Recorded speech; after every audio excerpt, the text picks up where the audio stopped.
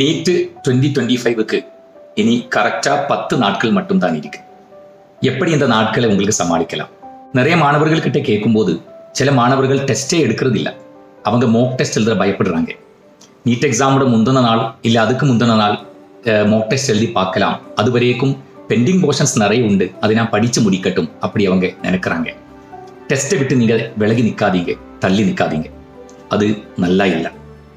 நீங்க மோக் டெஸ்ட் எழுதி ப்ராக்டிஸ் பண்ணுங்க.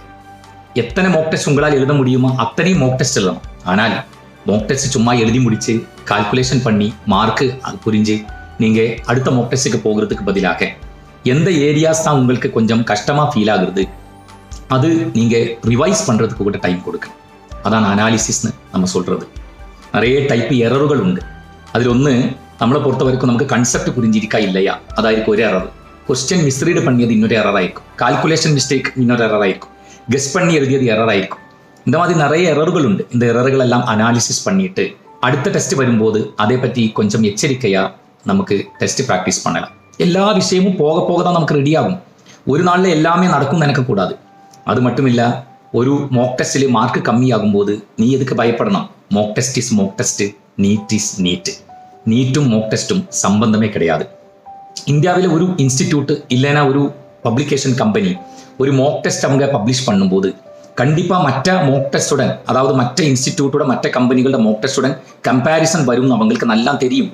அந்த கம்பேரிசன் வரும்போது நம்ம மோக் டெஸ்ட்டை பற்றி யாராவது குறை சொல்லுமா, எங்கள் மோக் டெஸ்ட் அது ஸ்டாண்டர்ட் இல்லை அப்படி யாராவது சொல்லுவாங்களா, அப்படி பயப்பட்டு அவங்க என்ன பண்ணுவாங்க, கொஞ்சம் ஸ்டாண்டர்ட் உள்ள கொஸ்டின்ஸ் ஒரு லெவலுக்கு கீழே அவங்க வர மாட்டாங்க. அதனால் மோக் டெஸ்ட்டில் நீங்க பார்க்காத விதத்தில் உள்ள கேள்விகள் பார்க்கும்போது, லெங்க்தியான கேள்விகள் பார்க்கும்போது, சில பர்டிகுலர் சாப்டர்ஸில் இருந்து நிறைய கேள்விகள் பார்க்கும்போது அதெல்லாம் பார்த்து நீங்க பயப்படாதீங்க. அப்போ டெஸ்ட் எதுக்காக நம்ம ப்ராக்டிஸ் பண்ணணும்னா அது டைம் மேனேஜ்மெண்ட்டுக்காக ப்ராக்டிஸ் பண்ணலாம், பயத்தை அழித்து விடுக்காக ப்ராக்டிஸ் பண்ணலாம். அப்படி தான் நம்ம பண்ண வேண்டியது. ஒரு விஷயத்தை நம்ம பயப்பட்டுட்டு இருந்தால், அந்த விஷயத்தில் நம்ம விலகி நின்னால் கண்டிப்பாக நமக்கு அது கடைசி வரைக்கும் ஒரு டென்ஷன் கொடுக்கும்.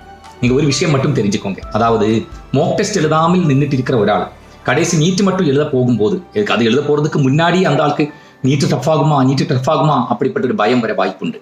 ஆனால் மோக் டெஸ்ட் நிறைய எழுதி அதை அனாலிசிஸ் பண்ணி ப்ராக்டிஸ் பண்ணுற ஒரு ஆள் நீட் எக்ஸாமுக்கு போகும்போது கொஞ்சம் பதற்றம் இருந்தாலும் அதை விட அதிகமாக கான்ஃபிடன்ஸ் கண்டிப்பாக வரும். அது நீங்கள் ப்ராக்டிஸ் பண்ணுங்க. ப்ராக்டிஸ் பண்ணாமல் மோக் டெஸ்ட்ல இருந்து விலகி நின்னால் அது உங்களுக்கு கடைசி கொடுக்க போகிறது பெரிய ஒரு பயமாயிருக்கும். பயம் எல்லாத்தையும் அழித்திடும்.